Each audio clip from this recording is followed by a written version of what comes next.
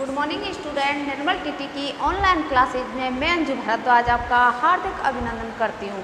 बच्चों, आज हम लैंग्वेज भाषा के बारे में अध्ययन करेंगे, अर्थात भाषा सब्जेक्ट में कौन कौन से मेथड का यूज किया जाता है। हमने आपको सोशल साइंस के मेथड पढ़ाए, साइंस के मेथड पढ़ाए और मैथ के भी मेथड पढ़ाए। साइंस और मैथ की जो मेथड हैं वो दोनों ही रिलेटेड हैं, एक दूसरे के पूरक हैं। जो साइंस में प्रयोग में लिए जाते हैं वो ही मैथमेटिक्स में काम में लिए जाते हैं। साइंस में समस्या समाधान विधि पढ़ाई थी, तो मैथमेटिक्स में भी समस्या समाधान विधि है। वो एज इट इज सारी विधियाँ एक जैसी है, जो विधि थोड़ी अलग थी वो उस विधि का हमने आपको अध्ययन करवाया है। इसमें सारी विधियों का प्रयोग हम आपको बता चुके हैं। अब आती है बात भाषा की। अब भाषा की में क्या क्या विधाएं, कौन कौन सी विधाएं, इन विधाओं के बारे में आज हम आपको अध्ययन कराएंगे। साहित्य की विभिन्न विधाओं पर, जो साहित्य की जो विधाएं होती है बहुत सारी हैं, कहानी, निबंध, जीवनी, अवसाद, नाटक, बहुत सारी विधाएं। इनके बारे में चर्चा करने से पहले हम दो शब्दों के बारे में चर्चा करेंगे, जैसे वाङ्मय। एक तो क्या होता है वाङ्मय और दूसरा होता है साहित्य। साहित्य और वाङ्मय। संस्कृत में तो वाङ्मय का अर्थ क्या होता है, ग्रामर से कहा गया। जो व्याकरण होती है, व्याकरण वहाँ पर जो आचार्य शास्त्री, शिक्षा शास्त्री वाले होते हैं उनको वाङ्मय सब्जेक्ट भी होता है, साहित्य सब्जेक्ट अलग से होता है। यूजी पीजी जब करते हो आप तो उसमें वाङ्मय से अगर कोई पीजी करता है तो वाङ्मय बोली जाती है, और साहित्य से की जाती है तो उसमें साहित्याचार और वाङ्मय आचार बोला जाता है। तो वाङ्मय का अर्थ तो होता है इसमें ग्रामर से, अर्थात जो ग्रामेटिकल जो शब्द आते हैं, अर्थात जो ग्रामर के जो शब्द आते हैं, व्याकरण के जो शब्द हैं वो ग्रामर वाङ्मय के अंतर्गत कहे जाते हैं। और साहित्य से संबंधित जो हमारा प्राचीन साहित्य है, जिन जिन कवियों ने जिनकी जीवनी लिखी है, उनके ग्रंथ लिखे, उन ग्रंथों में उस समय की व्यवस्था, प्राचीन कालीन जो व्यवस्था थी, किस प्रकार साहित्य के अंतर्गत हमारे बहुत सारी चीज़ें आती हैं। वाङ्मय का अर्थ करते हैं हिंदी शब्द सागर में कहा गया गद्य पद्यात्मक काव्य, जो पाठन का विषय है। गद्य और पद्य, साहित्य के तीन भाग होते हैं, जैसे गद्य, पद्य और चंपू। गद्य क्या होता है, ये तो स्पष्ट रूप से कहा गया, बोला। गेयात्मक गद्य नहीं होता इसको, जैसे आपकी जो बुक्स आती है ना, गद्य पद्य, हिंदी साहित्य की जो बुक पढ़ी होगी, संस्कृत साहित्य की जो बुक, संस्कृत की जो बुक भी पढ़ी हैं, तो जो किसी के बारे में बतलाना, बातें करना, अर्थात गद्य साहित्य के अंतर्गत हम एक सिमिलर भाषा में पढ़ते हैं। और पद्य होता है वो होता है गेयात्मक, अर्थात श्लोक होते हैं उसमें। हिंदी साहित्य में उसको क्या कहते हैं, कविता, और संस्कृत में क्या कहते हैं, काव्य, पद्य, श्लोक, ये सारी चीज़ें आती है। और चंपू इन दोनों का मिश्रण, गद्य प्लस पद्य को क्या कहते हैं, चंपू। इन दोनों के मिश्रण को क्या कहा जाता है, चंपू।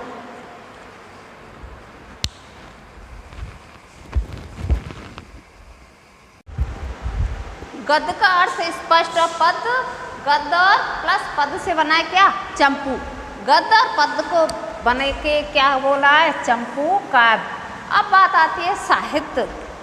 ज्ञान को साहित्य से बिल्कुल अलग कर दिया गया। हिंदी को साहित्य में क्या काव्य पाठ कहा गया, हिंदी को साहित्य में क्या कहा गया है, काव्य। क्या कहा गया, काव्य।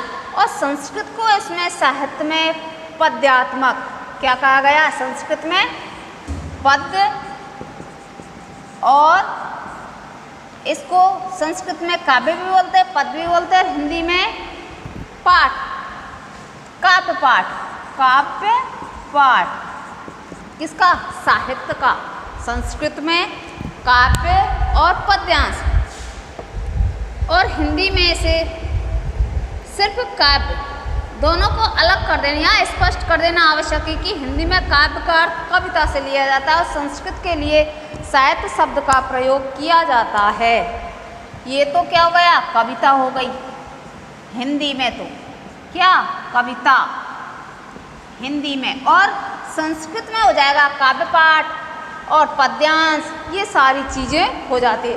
अब हम पद को दो भागों में विभक्त करते हैं, जैसे पद भी हमारा दो भागों में विभक्त होता है। नंबर एक, ये तो हो गया एक मुक्तक, मुक्तक काव्य, और ये हो गया प्रबंधात्मक काव्य, प्रबंधात्मक और मुक्तक। अब इसके भी हम दो भाग करेंगे, दो डिवाइडेशन करेंगे, मुक्तक तथा प्रबंध। महाकाव्य और खंडकाव्य के नाम से भेद किए जाते हैं। इसको भी महाकाव्य और खंडकाव्य, खंडकाव्य। परंतु कहीं कहीं ऐसा देखने को मिलता है जो प्रबंधात्मक भी है और मुक्तक भी है। ये चीज़ हमने को देखना पड़ता है।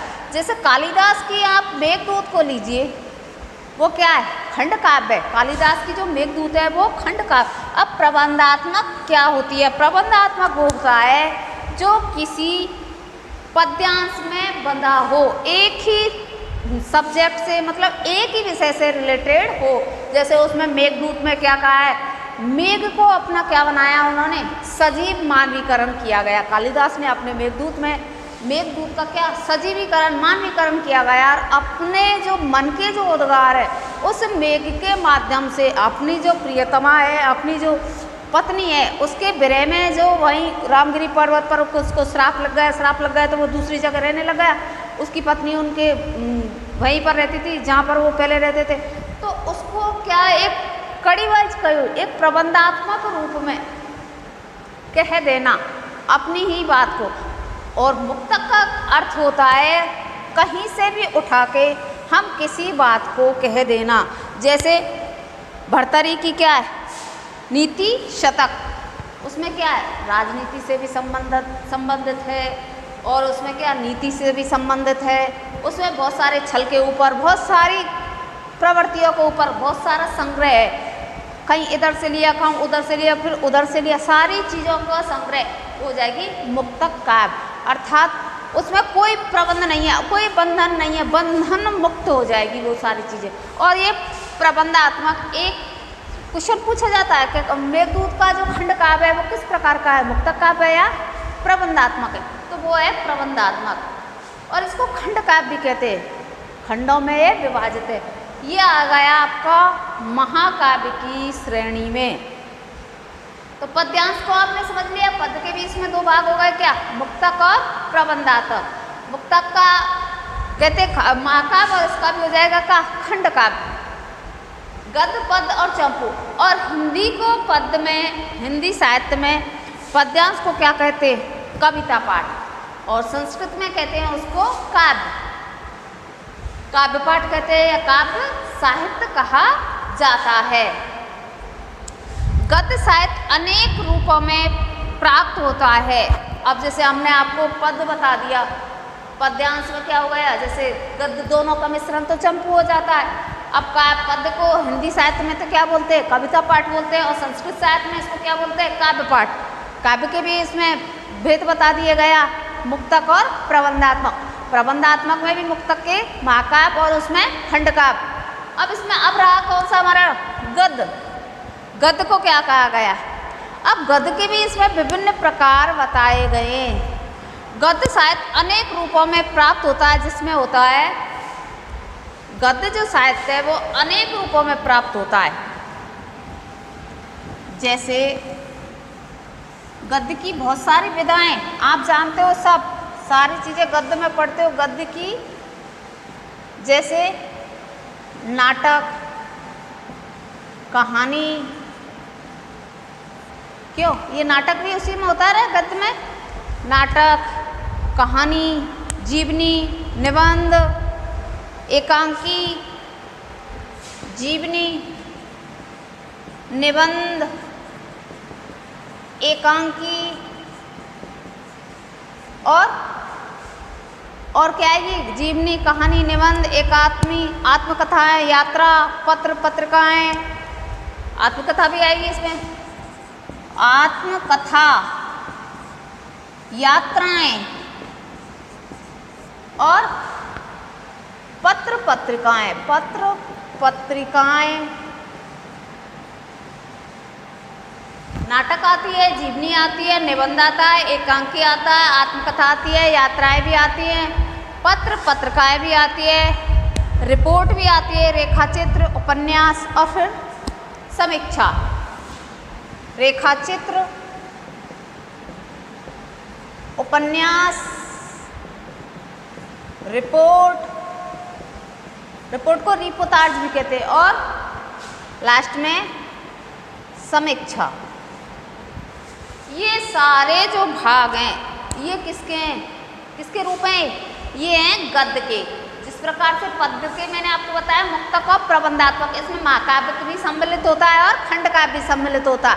ये गद्यात्मक रूप में अर्थात श्लोक के माध्यम से, हिंदी में हम उसको कविता पाठ करते हैं और संस्कृत में इसको श्लोक बोल देते हैं, और काव्य साहित्य, और उधर कहते हैं कविता पाठ या कविता के रूप में।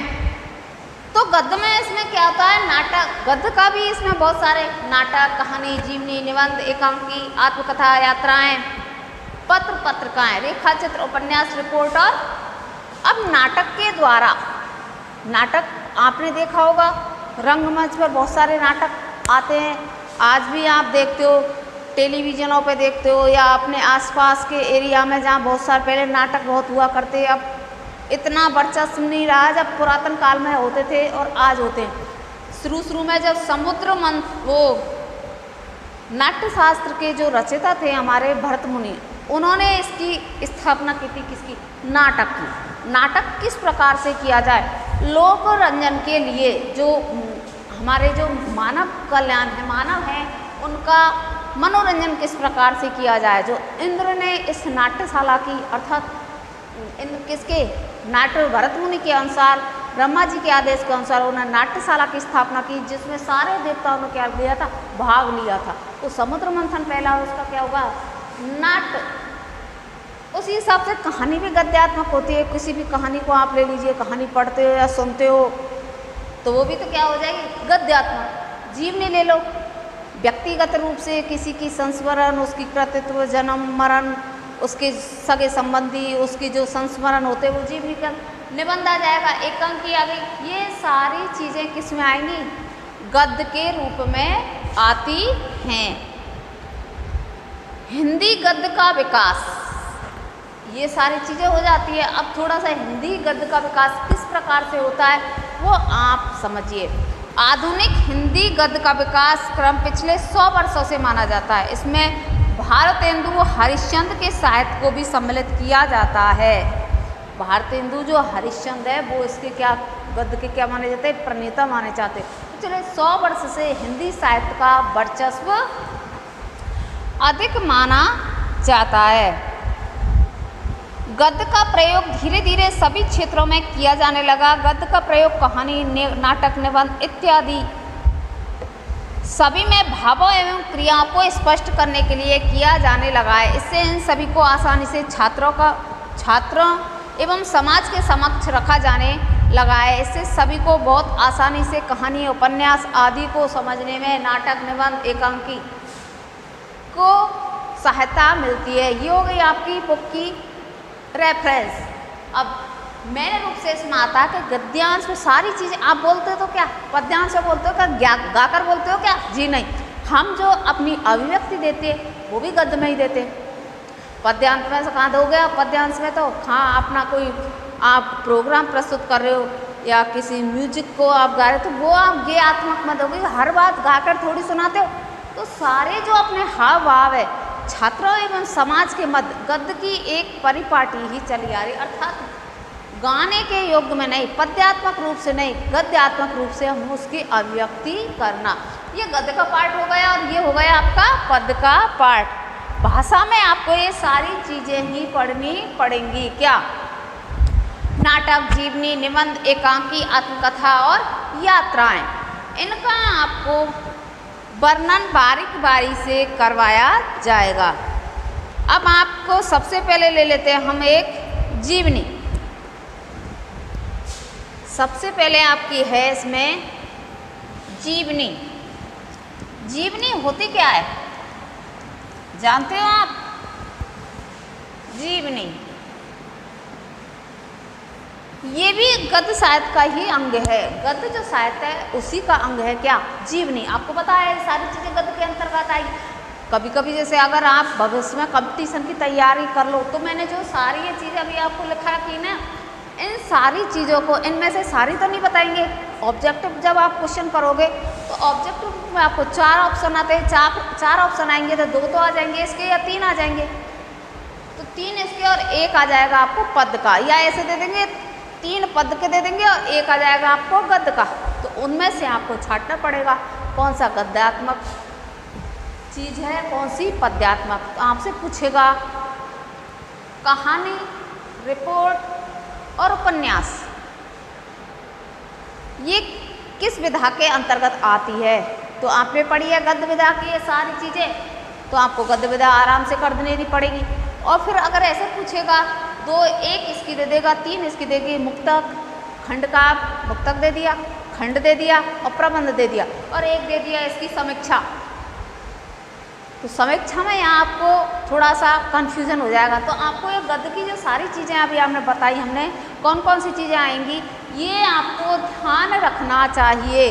भविष्य में आप तैयारी भी करते हो तो उसके लिए ये सारी चीज़ें आना आपको बहुत ही अनिवार्य है। तो गद्यात्मक रूप से कही गई जो चीज़ें, तो इसमें पहले आती है जीवनी। ये भी गद्य का ही एक पार्ट है। जीवनी जो है वो गद्यांश का ही एक पार्ट है। जीवनी के माध्यम से लेखक या कवि अपने जीवन की सभी घटनाओं एवं वृत्तांतों को स्पष्ट रूप से जाहिर करता है। जी हाँ, लेखक जो लिखता है, कवि जो अपनी जीवनी लिखता है, वो अपने जीवन से संबंधित संपूर्ण वृत्तांत को इसमें लिख देता, अर्थात उसका संक्षिप्तीकरण कर देता है। जो उसके अनुभव हैं, जिस चीज़ों से वो गुजरा है, जिन स्टेपों को उसने फॉलो किया है, वो सारी चीज़ें जीवनी के अंतर्गत आती हैं। जीवनी साहित्य आत्मकथा साहित्य का ही अंग है। इसमें बताई थी ना मैंने आप, जीवनी जो किसका अंग है, आत्मकथा साहित्य का ही अंग है। कौन सा? जीवनी। जीवनी जो है वो आत्मकथा साहित्य का ही अंग है।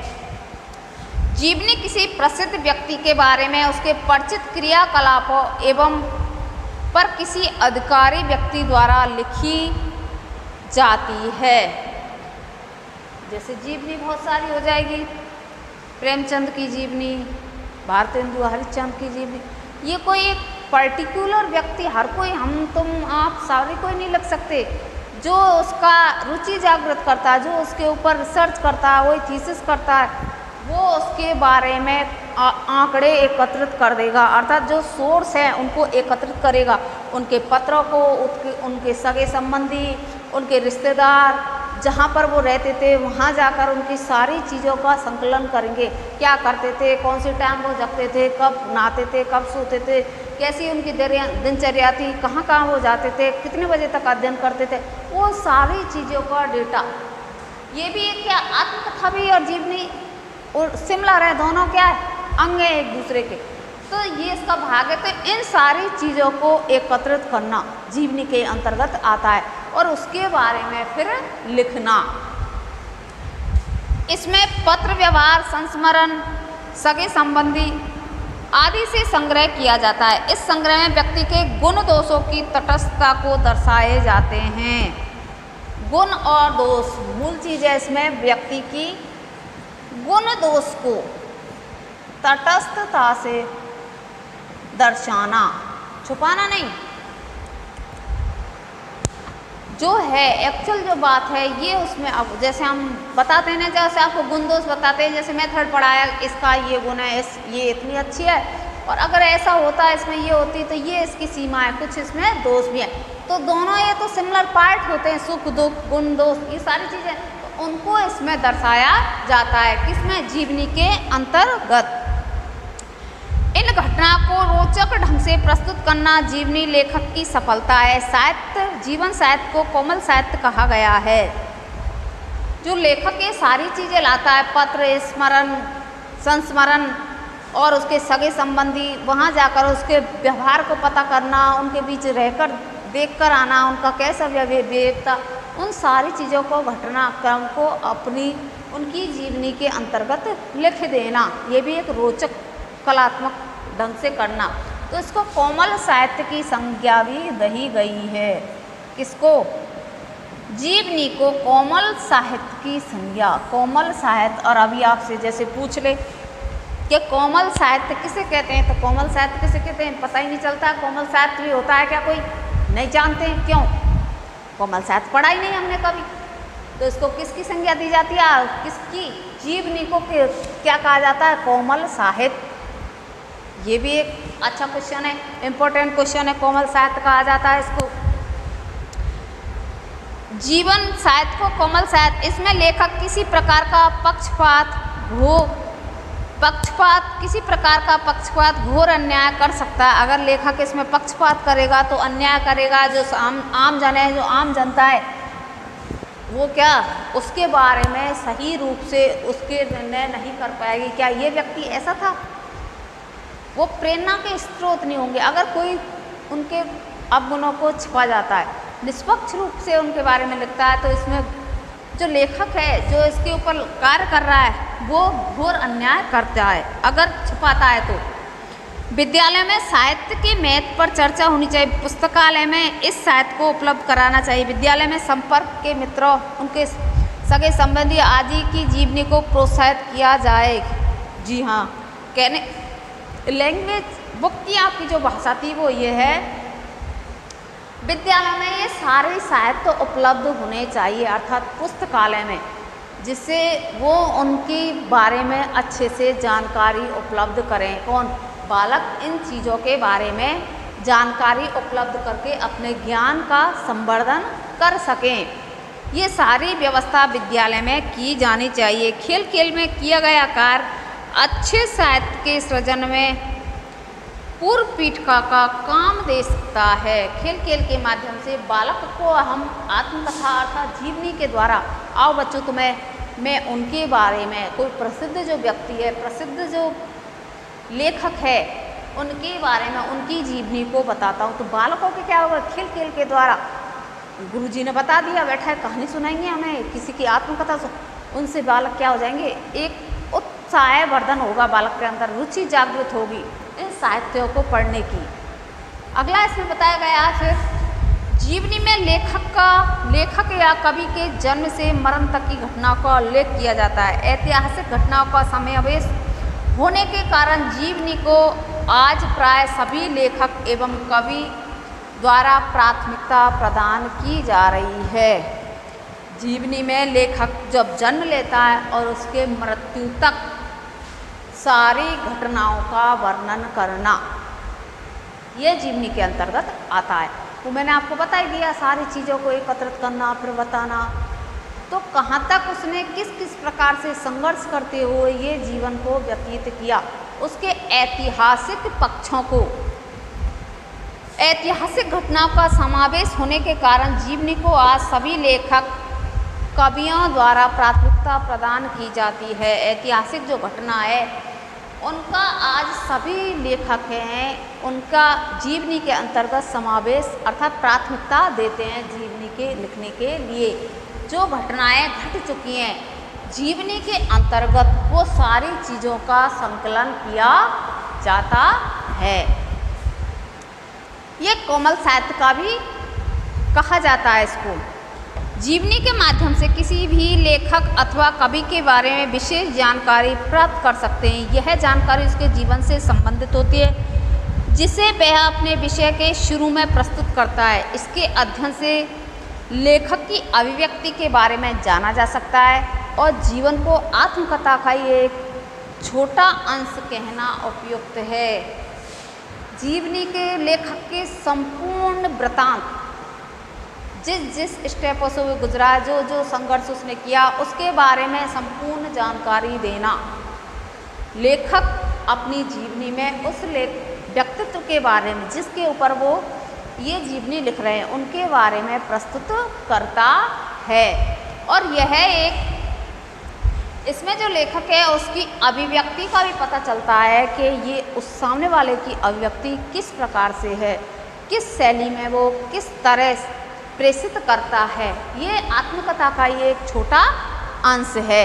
तो आज हमने आपको लैंग्वेज के अंतर्गत अर्थात भाषा के अंतर्गत साहित्य के बारे में, साहित्य को वाङ्मय एवं साहित्य दो भागों में डिवाइड किया। तो वाङ्मय तो क्या हो जाएगी, एक ग्रामेटिकल पार्ट हो जाएगा जो अलग से है।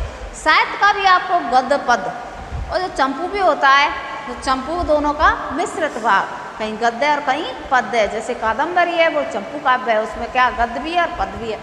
इसी प्रकार से इसमें गद्य को क्या, गद्य के बारे में आपकी जो समीक्षा है उसमें पहला पार्ट था क्या, जीवनी।